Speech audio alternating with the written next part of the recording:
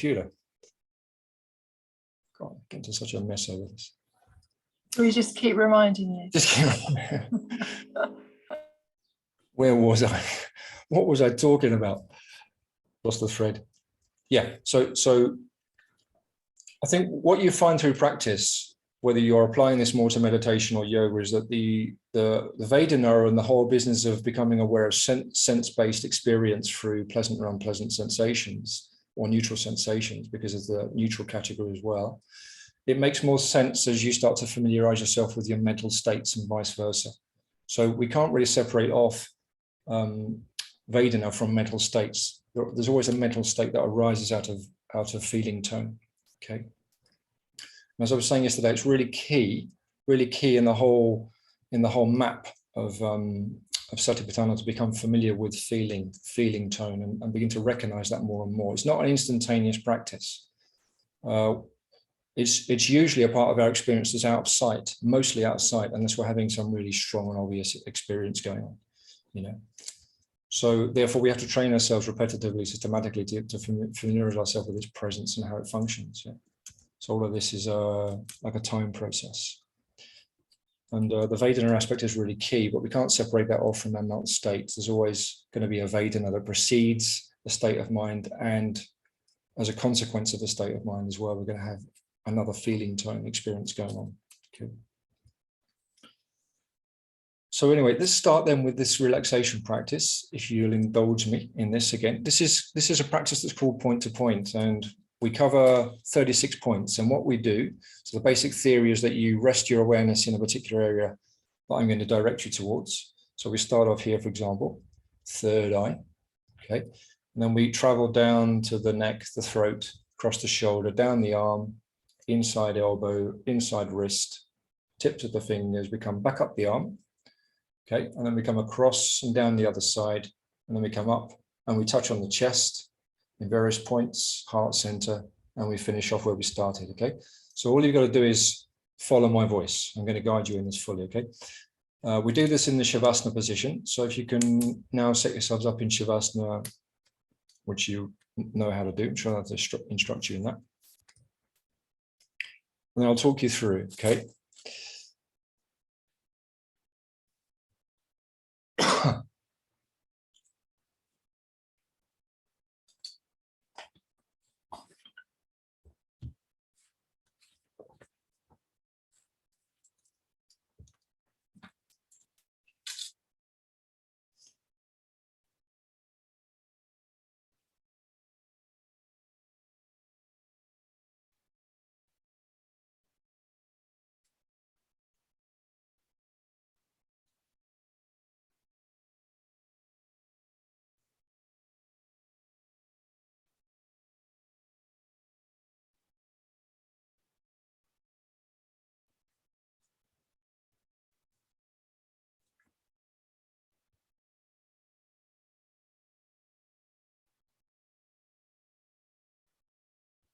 Establishing yourself in Shavasana.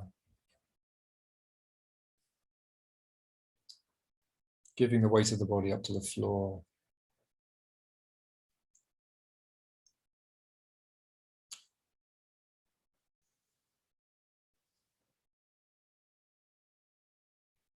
Make sure you've got optimum position for resting in so that you don't have to move and adjust yourself during the practice, because that tends to break the cycle of relaxation. Okay.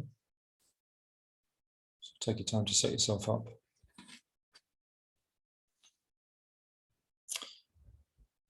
We're going to begin with some diaphragmatic breathing. So once we've got the positions set up, I'd like you to take your attention to your breath and begin to extend your breath. And we'll do 15 cycles of conscious diaphragmatic breathing. So we're breathing down to the lower part of the lung.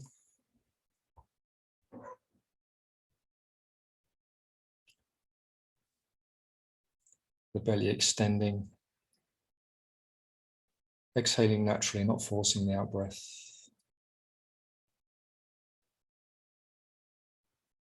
So let the out-breath happen all by itself.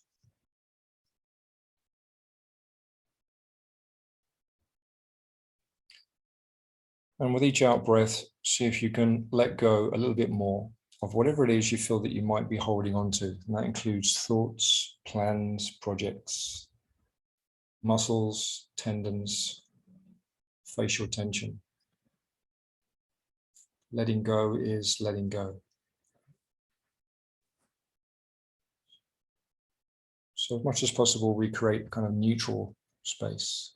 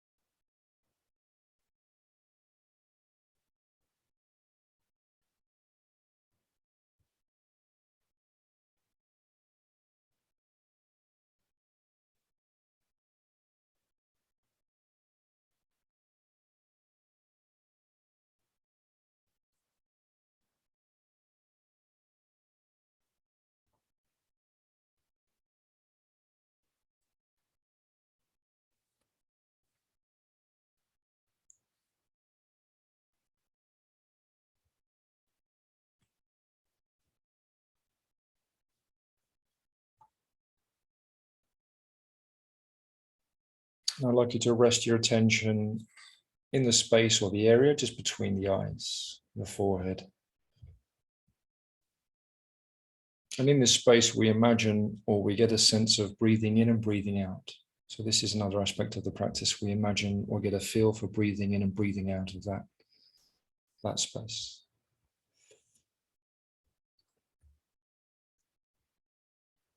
And as we're lying here, other than being aware of these points that we're breathing through, we're also just going to be aware generally, without trying to be too specific, of feeling tone in the body and the mind. So this just means whatever floats into awareness, you're just noticing that.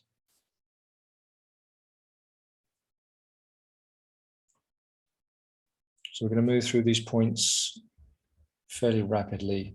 The idea is not to stay on the point for more than a couple of breaths. So now moving from the space between the eyes to the throat center, breathing in, breathing out.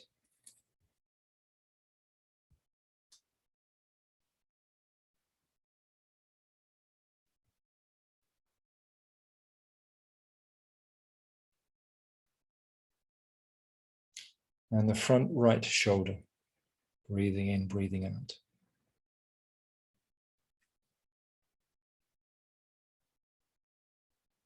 Just let your mind follow the instructions. No need to think about this. No need to conceptualize. Inside of the elbow, right side, breathing in, breathing out.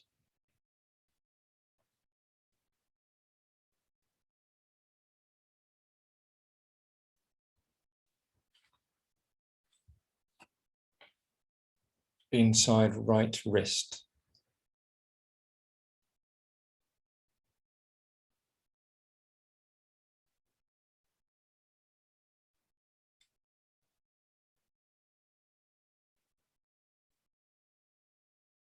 The tip of your right thumb.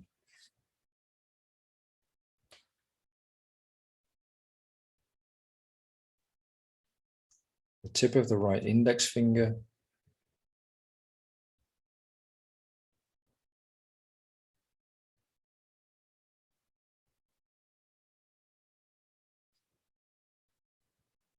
The tip of the right middle finger.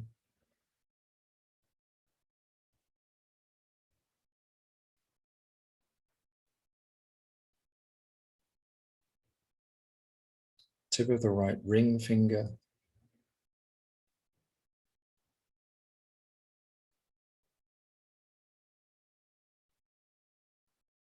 And the tip of the small finger right side.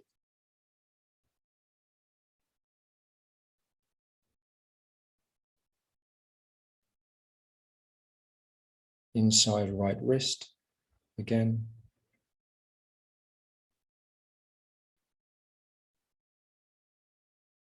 Inside right elbow.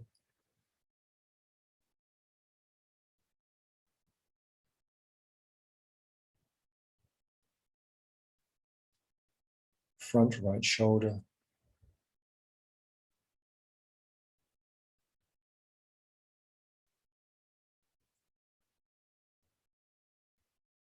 the throat center,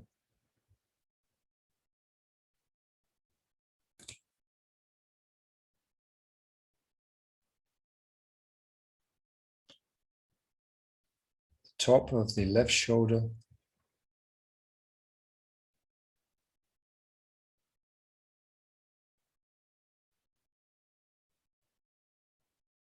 inside left elbow,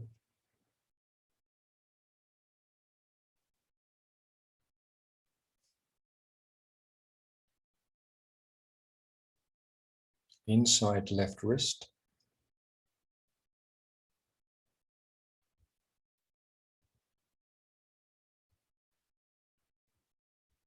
the tip of the left thumb,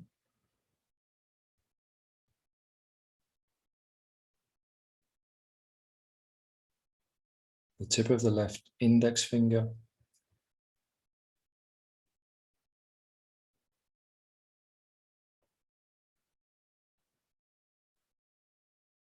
tip of the left middle finger,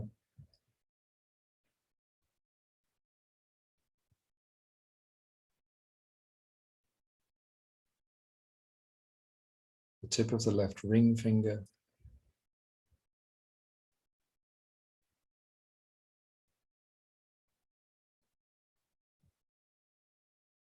the tip of the left small finger.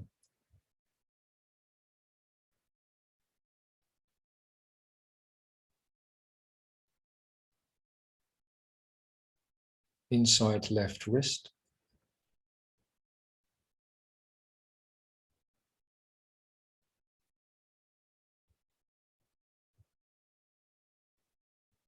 inside left elbow,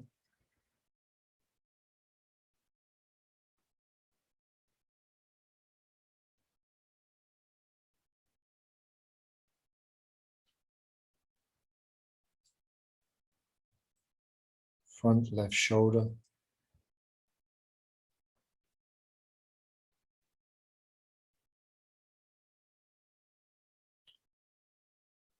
the throat center,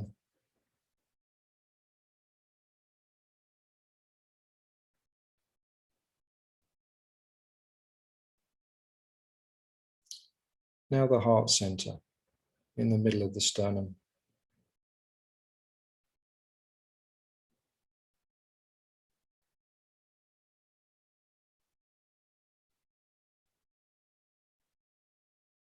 The middle of the right side of the chest,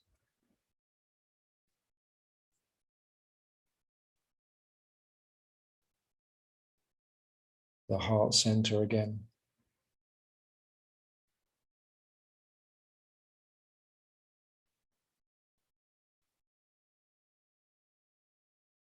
the middle of the left side of the chest,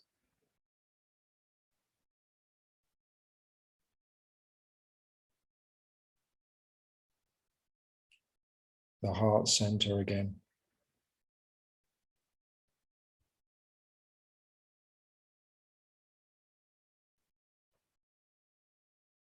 And coming back to where we started now, the space between the eyes, breathing in, breathing out.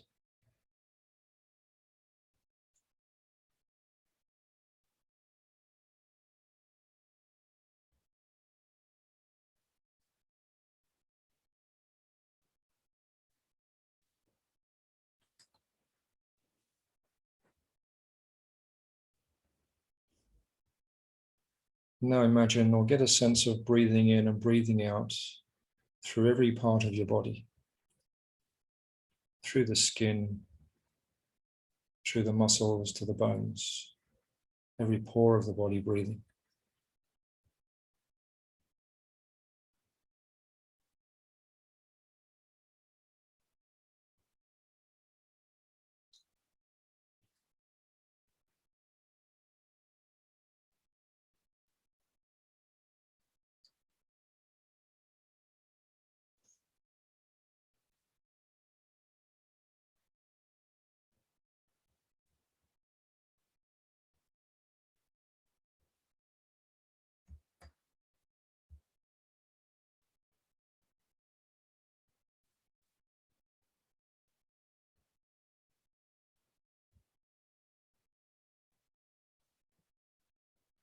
And then let go of any effort of trying to focus. Resting in experience.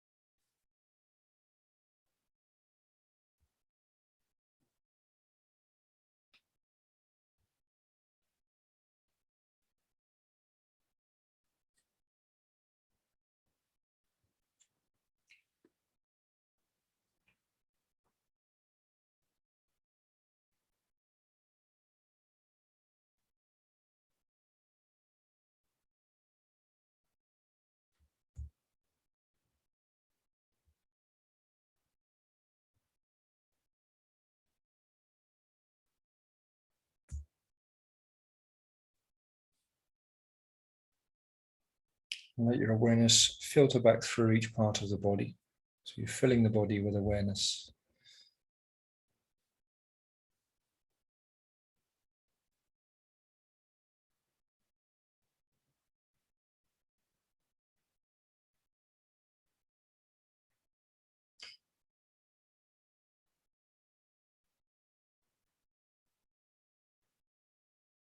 We're going to take 10 breaths, diaphragmatic breaths.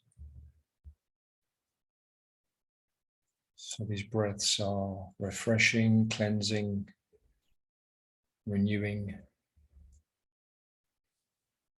gently stimulating.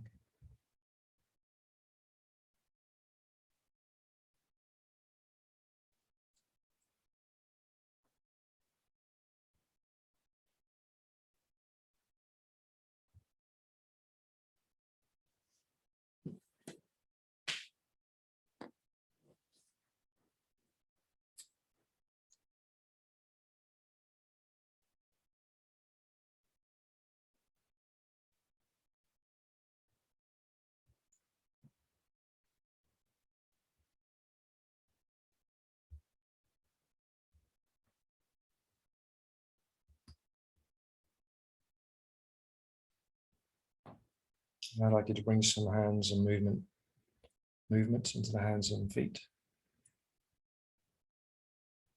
And gradually stretch out in whichever way you want to stretch out.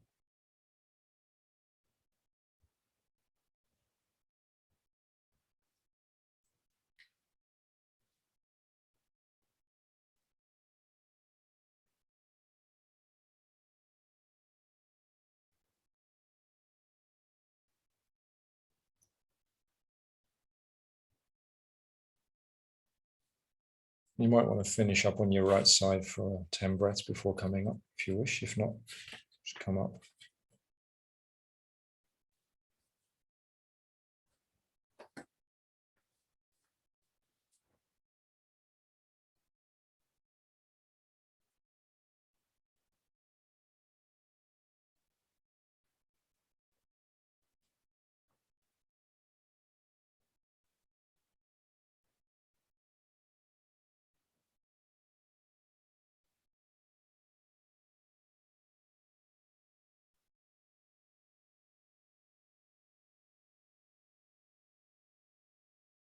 I'll just give you a few minutes to come round, okay, and then find your meditation posture, and we'll go into a session of the mindfulness of breathing.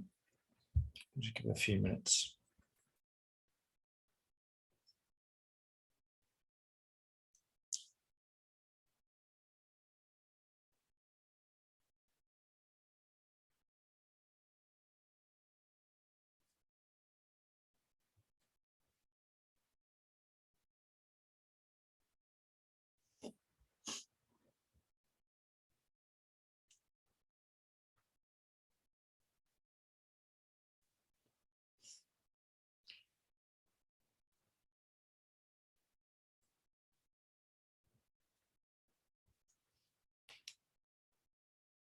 Okay, good.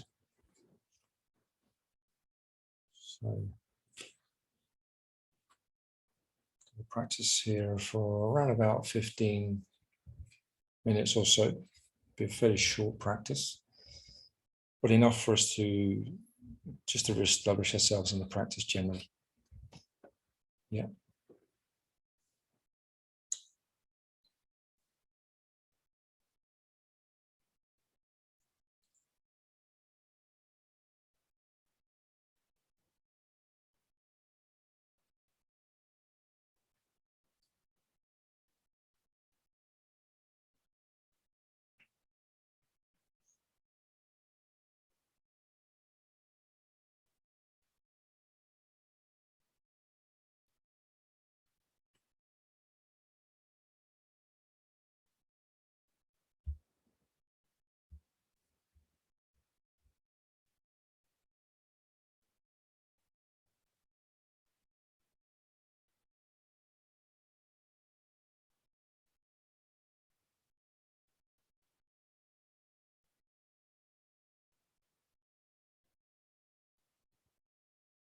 Becoming aware of the body in this posture, awareness descending back into the body just as the weight of the body falls down towards the floor.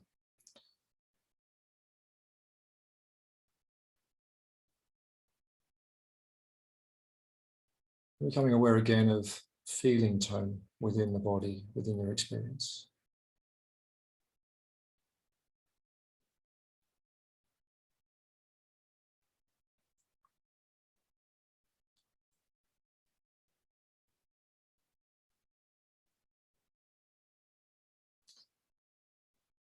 So we're not trying to do anything with feeling tone or Vedana. Just experience it as it's arising, noticing that it has some kind of duration before it disappears. Okay. We're not trying to change it or manipulate it because we can't, because Vedana is just a given part of our experience. So we experience it gradually over time. We become aware of how the interaction is there between our feeling tone and our state of mind. Yeah. So the next step is the important one. So now just looking at your state of mind generally, noticing your mood, how your energy is mentally and physically.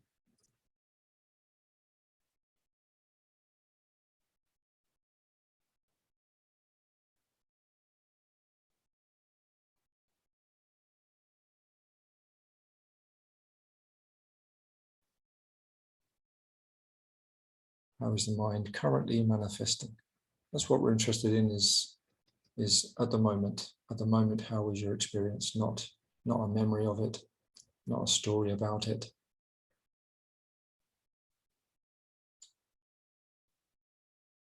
Just calmly knowing, observing how the mind is.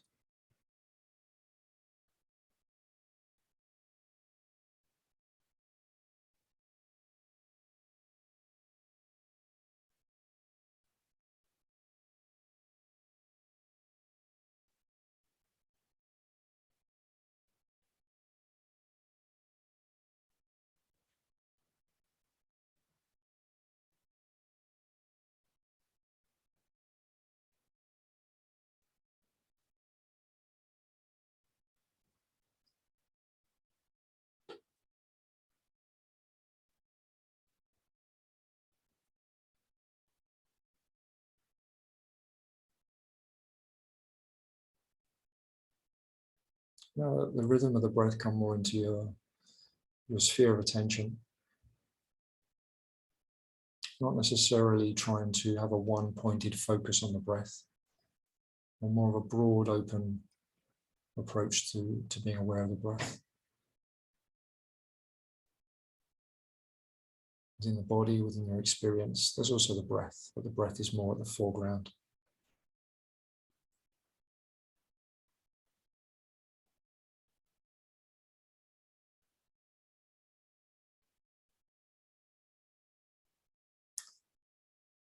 And we might feel sufficiently keyed into our experience to not need to use the counting in the first and the second stages. So this period of practice will be open. You can decide how you want to approach it, if the counting seems useful.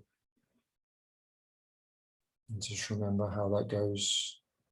You count at the end of the out breath initially. 1 to 10. In the second stage, you count at the beginning of the in breath, counting 1 to 10, back to 1, etc. Third stage is really just a palpable observation of the breath, experience of the breath in the body, wherever you most feel it. And the fourth stage is to notice the breath as it first enters the body, the base of the nose or the mouth.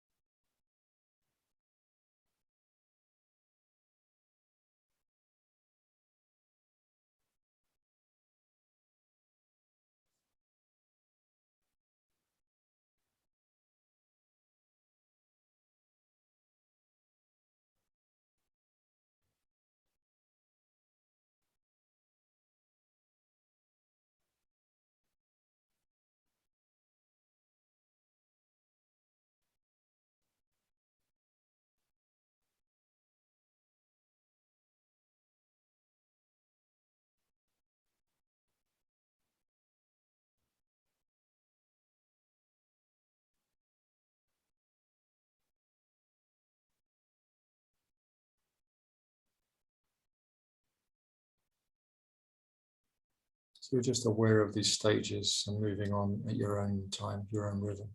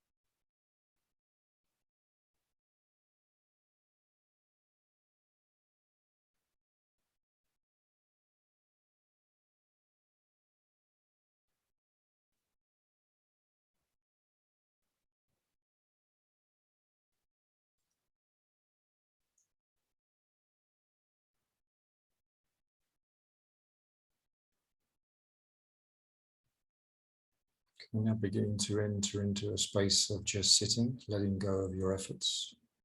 Whatever stage you got to, doesn't matter. Again, resting back into your experience.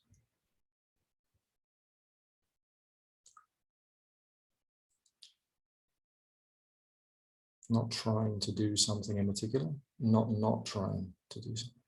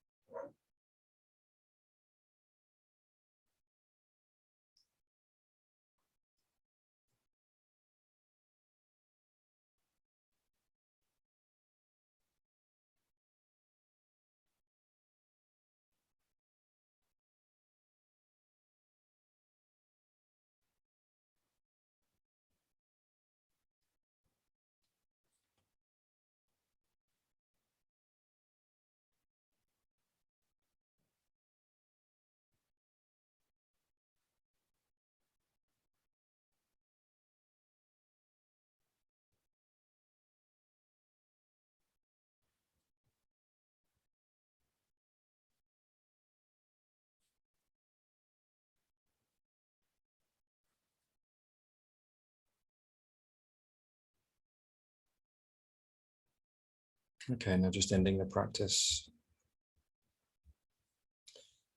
We're going to take a pause for 5 minutes. Okay.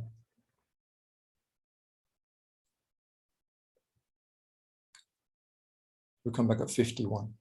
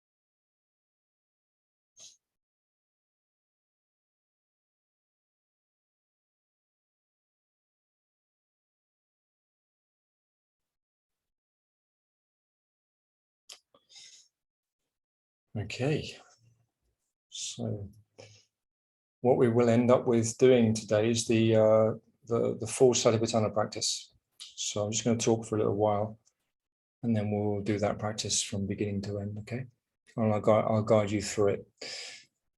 When I'm leading practices nowadays, I don't tend to talk too much, generally speaking, in the practice itself. well, not just me, but many of meditation teachers prefer to leave people to discover their practice by themselves. So you can do a certain amount of instruction giving at the beginning. But I remember when I was learning to meditate a long time ago, and in that particular period of time, at least in the context where I learned, there was a tendency to talk throughout the entire practice. It was as if the leader was afraid of the person not being able to stay with the meditation object.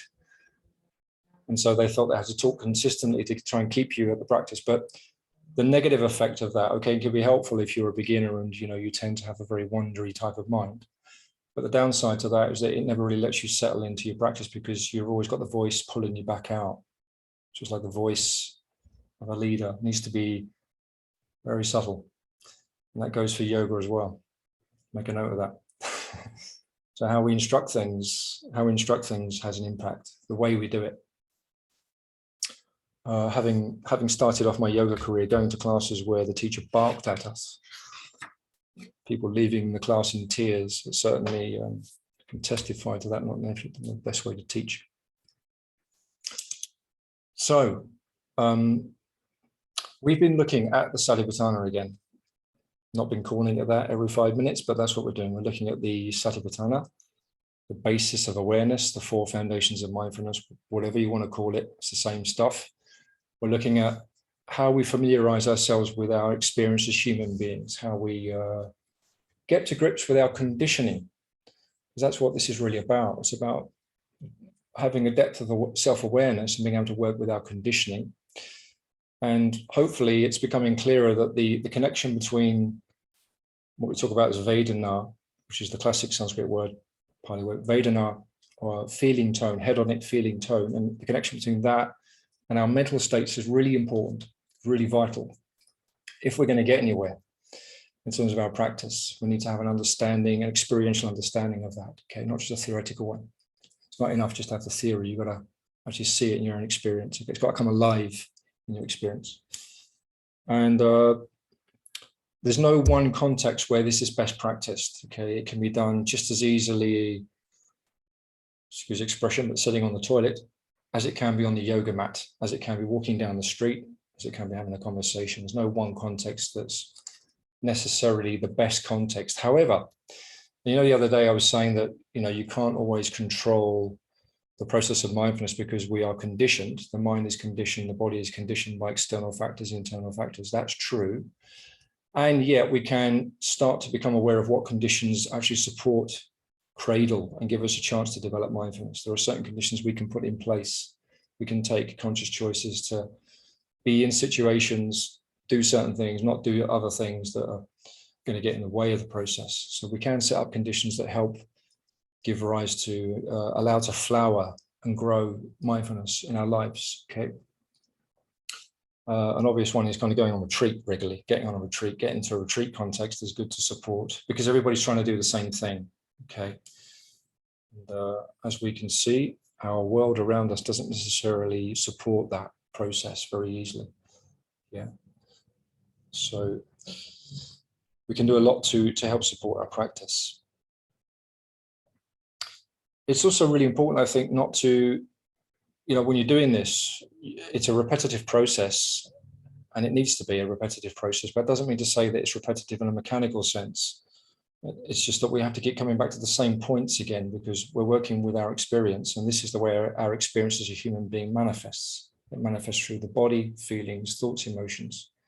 Okay, so we're coming back to those areas again and again, but I was commenting just before we started the session this afternoon that it can be the case that you find yourself rediscovering these things again and again at different levels. So that's how our experience probably will unfold. The more we practice, the more we rediscover our experience at another level, another dimension will show itself. It's not always the same thing we're coming back to. Okay. So that being in that receptive space when practicing is important to catch those changes and to see those subtle elements that you didn't see before. Yeah. And it's difficult, there's no doubt about it. All of this that we're teaching is difficult. It's difficult to practice. It's difficult to work with one's mind. Why is it difficult to work with the mind? It's difficult to work with the mind because there's enormous evolutionary weight behind it. Our being is conditioned from the past. it's not just that we turn up on a Bodhi Yoga course, not having meditated before, and everything gets sorted out in a few weeks. Or we start a meditation practice, and within a few months, it's all the decks are cleared and we're enlightened. It just doesn't work like that for most of us. Most of us, we have to do quite a lot of work, introspection, get to know ourselves over time. There are times when you feel like you're really into it and inspired, and times when you just don't want to know. And so you've got to kind of work with the ebb and flow of your being. Yeah. Coming back to the practice as much as possible from an inspired state is going to be much more effective than feeling that it's something imposed upon you. Yeah, that doesn't really work. So it's difficult to work with the mind because there's this huge force between feeling tone and mental states, huge force of history behind it. So typically when we hit up against an unpleasant feeling sensation, normally we find ourselves going to some kind of reactive state. Yeah, either aversion, subtle, mild, or gross, or irritation, subtle, mild, or one or other of those recipes that can be put together. And the same with pleasant sensation. The tendency is for the mind to go into subtle, medium, or gross craving or grasping, because that's the evolutionary process is there. It's very, very dense, very weighty. So we easily get thrown feeling, mental state, feeling, mental state. We don't even see the connection. We're not even aware because it happens instantaneously. I have found, and this is maybe not just my experience, because I've spoken to lots of people over the years, that doing yoga somehow gives me the space to see my experience. I don't know about you, but like for me, I need to, these things come through the body for me very clearly. So when I'm doing yoga practice, I often get to see the whole mechanism at work much more clearly than I do necessarily sitting for hours and hours and hours in meditation. Yeah. I mean, the combination of the both is best. So I feel like I've learned a lot through watching my experience in yoga, through what I'm talking about here. And I hope you also get the chance to sort of see that in your practice over time. Yeah.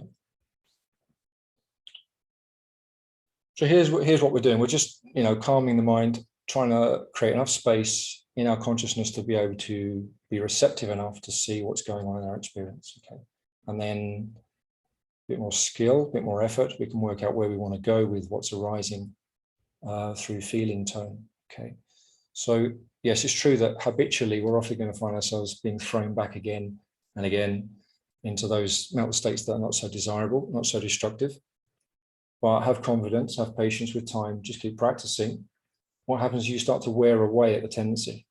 The habitual tendency is changeable because consciousness is changeable and because we're nothing but change. So it's just a question of, like when you're steering the boat in the ocean or in a river, you just got to change the position of the rudder a little bit to get another direction, catch the wind. Yeah. So, it's important to take all of this seriously and come into it with an open mind and be receptive and have an open heart in the practice. Really connect as well with the emotions and metta. Make sure we're practicing metta regularly. And also just understand that it's difficult. Sometimes it's difficult. Oh. But,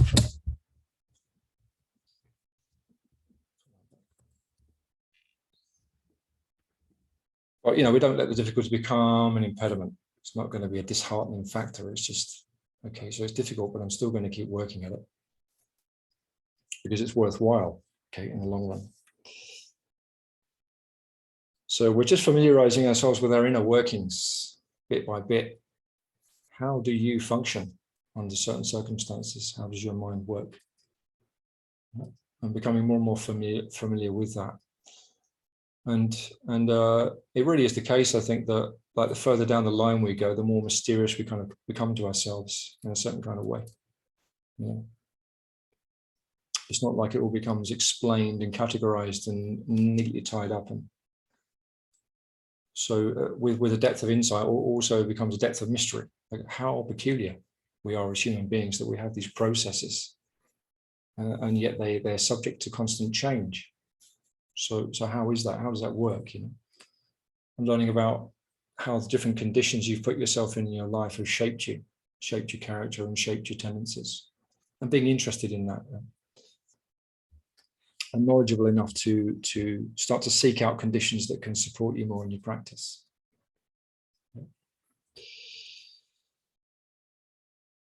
So what we'll do then is we'll go through the Satipatthana practice is a very, very classical formula. This comes from early tradition. And we've been doing this now for a few years on the course. We never used to teach it in this way. In fact, for many years, we were following more of a secular approach to mindfulness, but we've switched back to the Dharmic approach, the Buddhist approach, because, well, it makes sense for us for lots of different reasons. So we bring in this classical practice, and this is, bear in mind that there are many different ways to practice mindfulness as a formula. This is one approach, okay? And this is not the only way to do it, but it's a useful way to do it, because what I'm going to do is lead you through each Satipatthana in a logical sequence. And I'm going to invite you to look from time to time at certain things in your experience in a particular way. So I'm not going to call that reflection. We're just going to look from another angle, okay? So as we're looking at our experience and feeling it, look at it this way. Have a look at that from that perspective and just see what you see, okay? All right, so we'll do that. And I imagine that's going to use up most of the time that's left, actually. So it'd be good to just jump in, I think.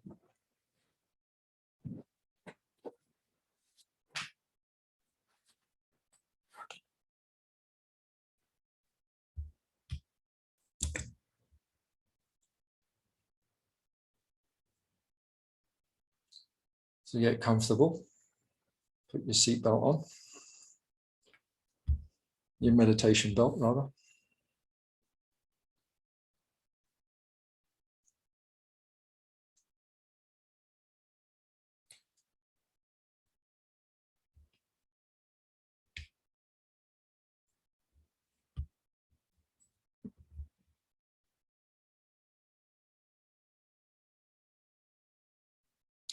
Feeling the body as the body.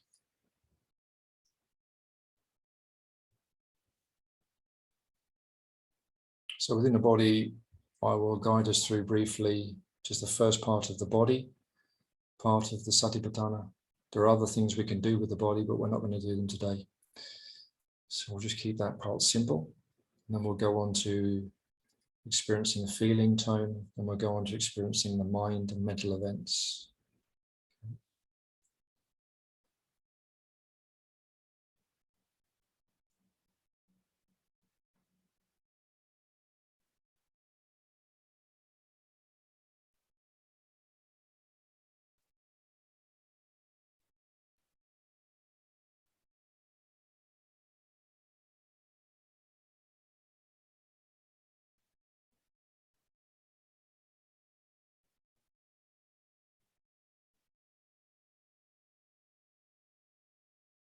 So I'd like to encourage you to have a relaxed approach to the practice, presence of mind.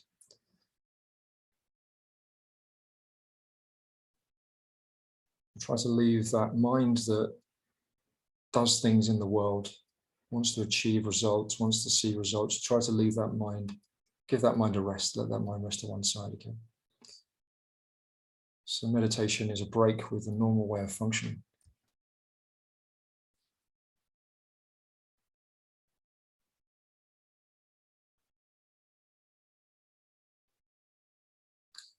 So we're going to start off at the beginning with some elements of the last Satipatthana, or the awakening factors.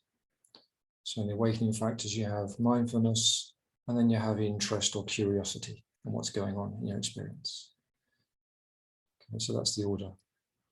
First of all, just arousing awareness, and then becoming curious about what's going on.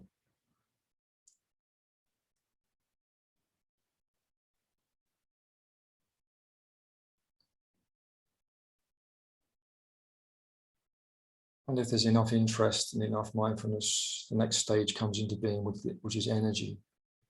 So this energy where we're sort of devoting ourselves more to the practice.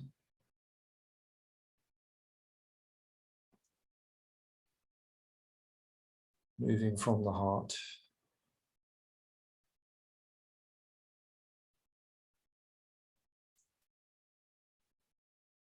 So kindliness attentiveness, receptivity.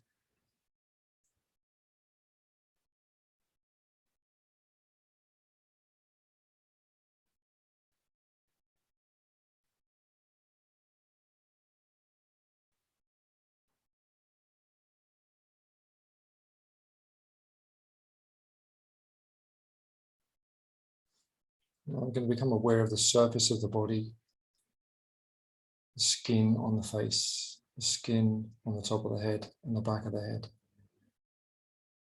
and the neck, sides, back and front.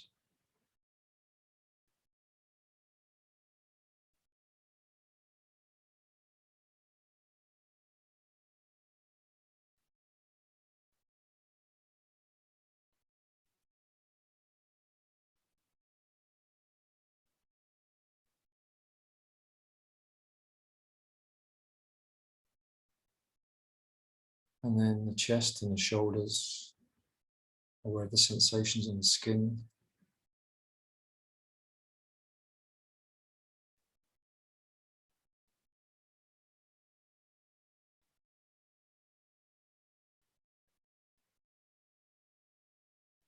Down both arms, both front and back, to the hands and the fingertips.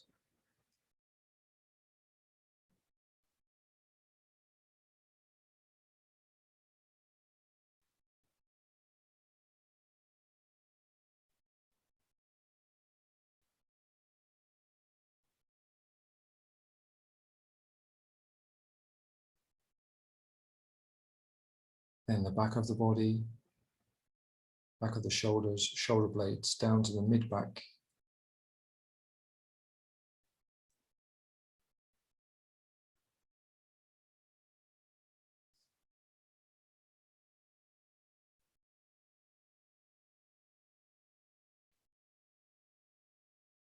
The abdominal region, sides as well as the front, down to the pubis.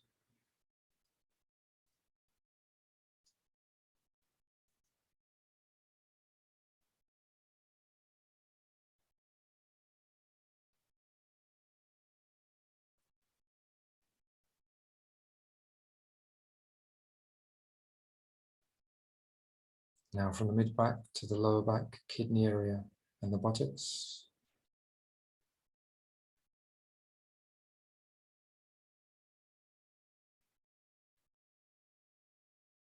And through the legs, the upper legs, back and front to the knees.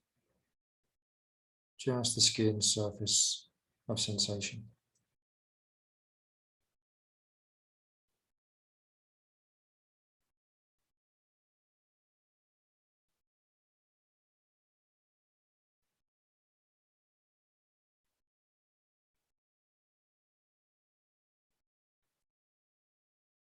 Knees to the lower legs, down to the ankles and the feet.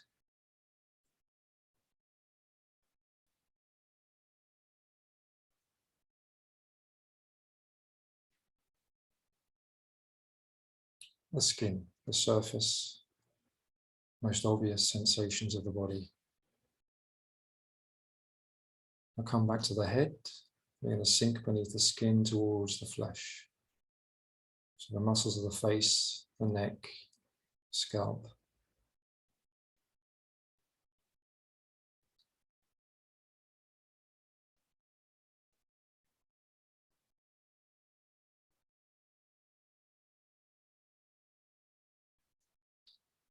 The muscles of the chest and the shoulders at the front.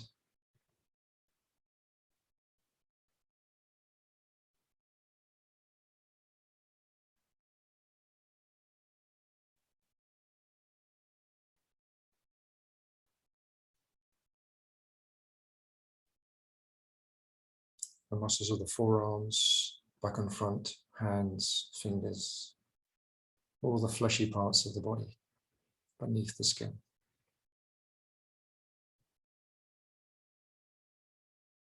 What kind of sensations do you experience?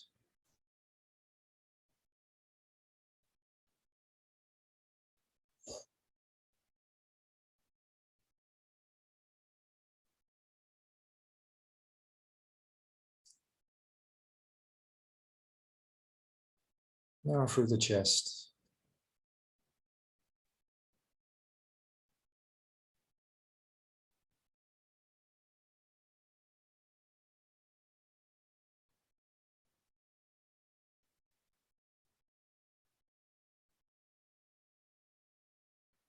Now through the upper back, through the shoulders, sinking down into the rhomboid muscles, trapezius muscles.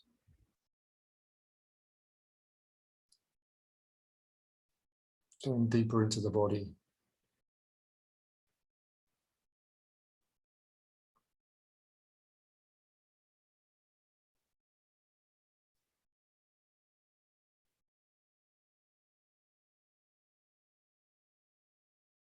And down through the abdominal region into the organs where there's more depth, potentially more sensation in the organs, connective tissues.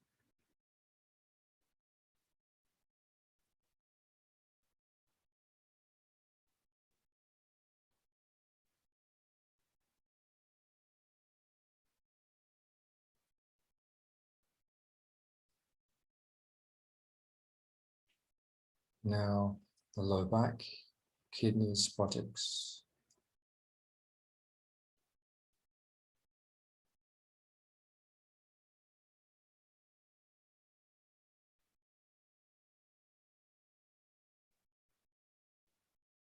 Pelvic muscles in the interior of the pelvis, urogenital area.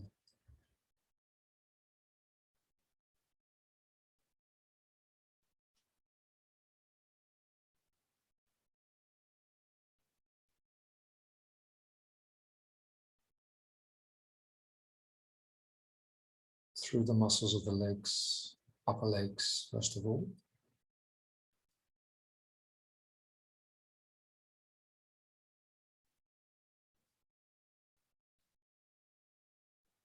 Lower leg, calf, soleus,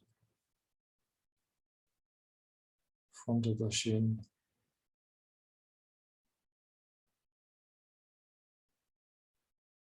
and the feet.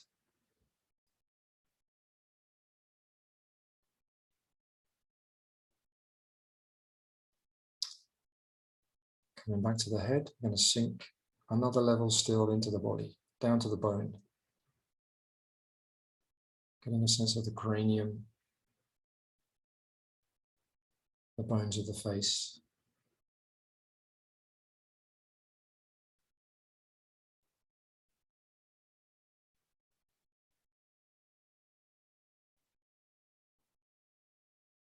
Through the neck vertebra to the collarbones and the shoulder girdle.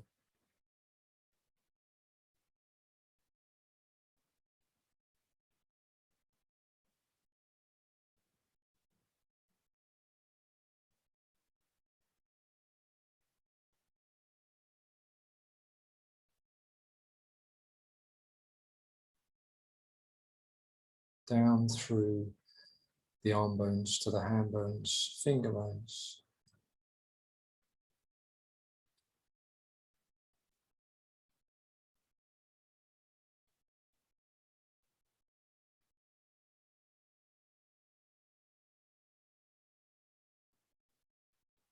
And then the spine. So include your awareness in all of the spine.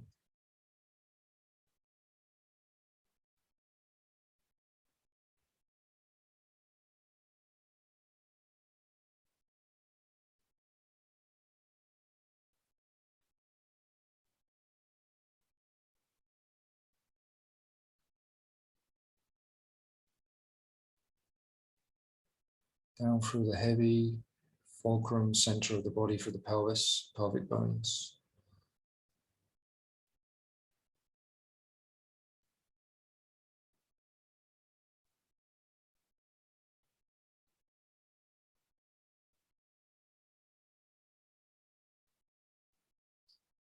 The leg bones to the knees.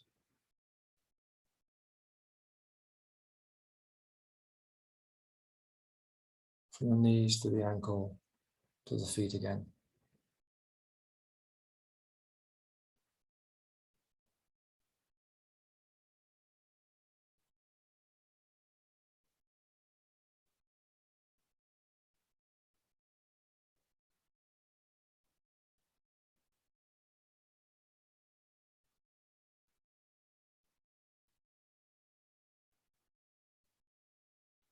Becoming aware of whatever pleasant, unpleasant sensations are there in the body at the moment.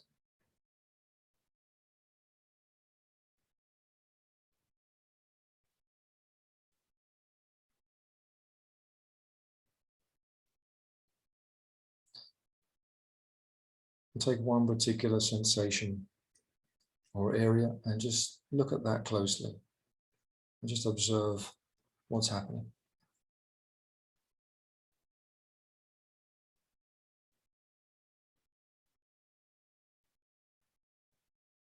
Is that experience static?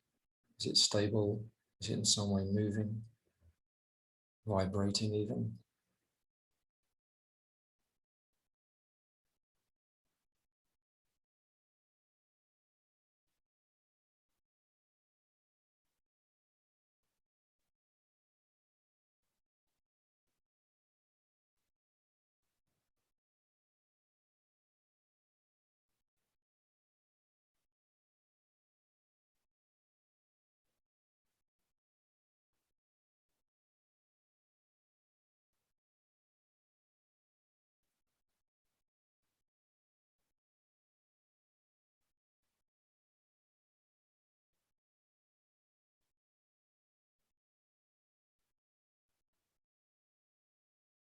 Does unpleasant stay constantly unpleasant?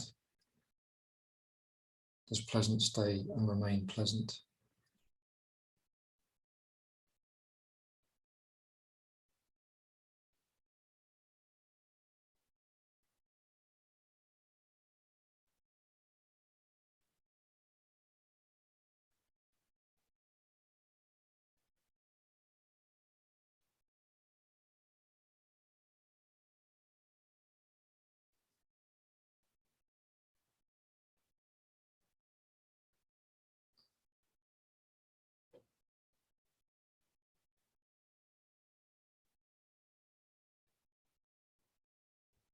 So now just look to see if there are any pleasant or unpleasant sensations associated with your thoughts, with emotions, more of the mind. Do they seem to be different in some way?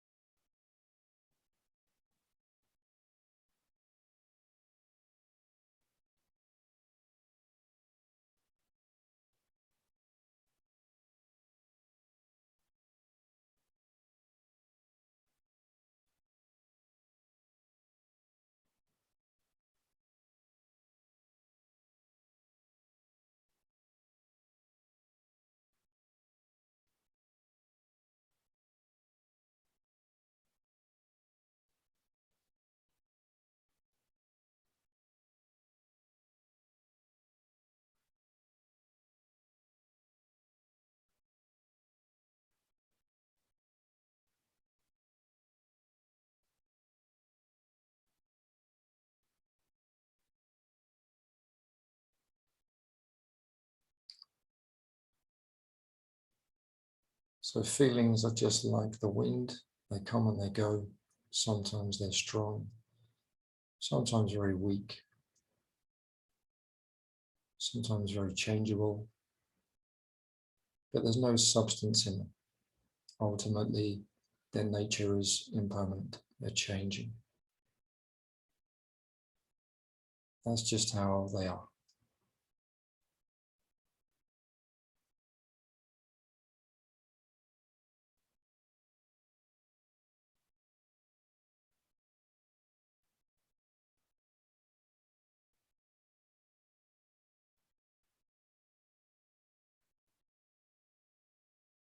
So now, turning your attention towards your mental state.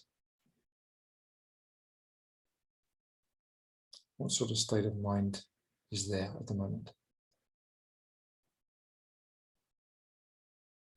So this is more the emotional tone of your experience.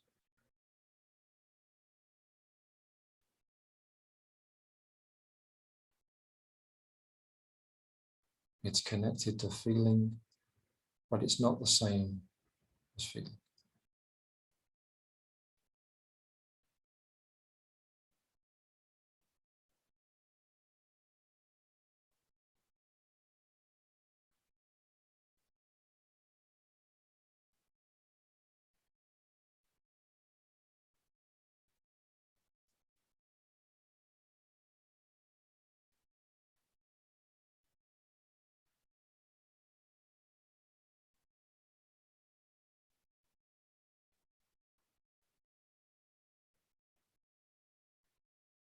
Is there a hindrance there?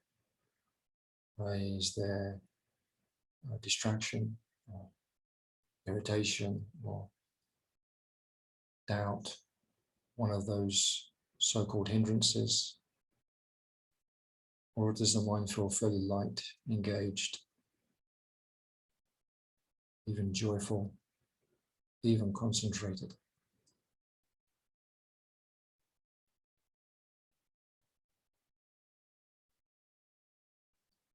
So the mind will go one way or the other.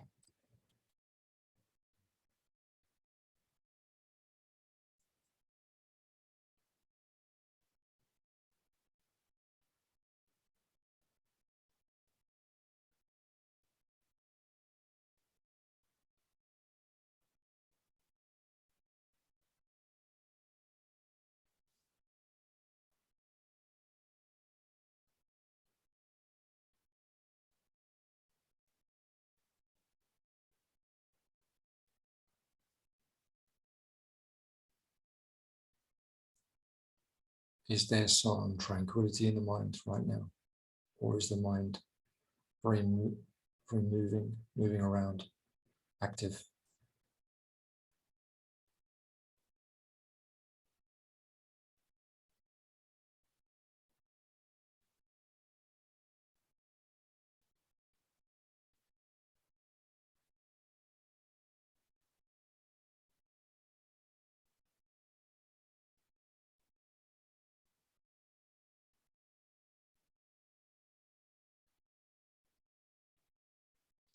When you look a bit more closely at whatever state you find yourself in, does it remain there without changing? Is there some movement there, an intensity?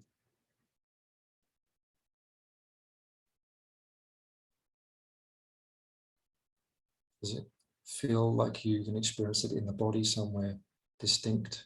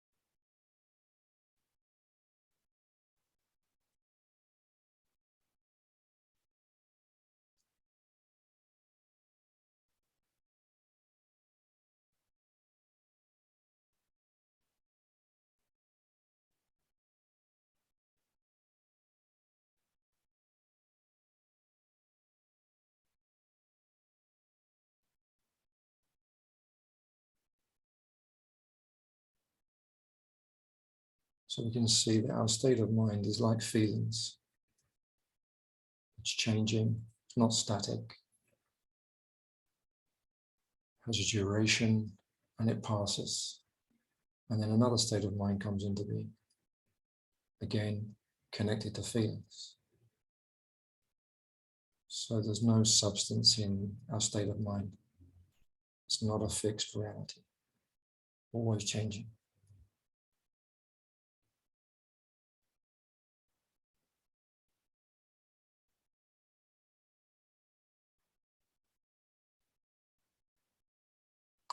So encouraging now to move into a space of open awareness where you're just aware of whatever's coming into your experience, not trying to focus on anything in particular. So I'll just do this for another few minutes. Just watching.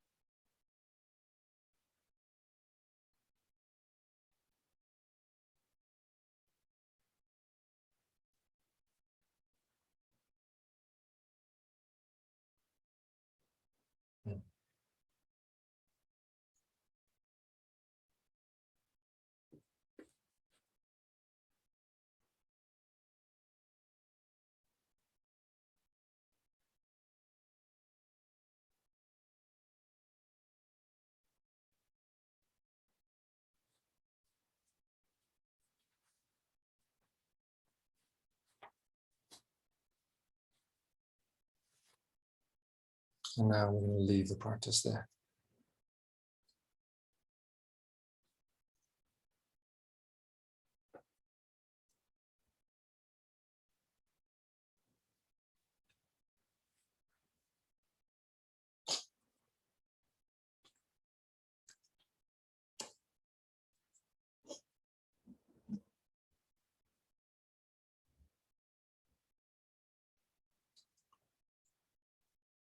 Okay. So this is a bit like running up to the finishing line and then disappearing. And I kind of apologize for that. There's not more time to interact. Okay. On the 5-day session, where there's more of a chance to do that for the people that are on the 300 hour. I'm just going to stop recording for a minute.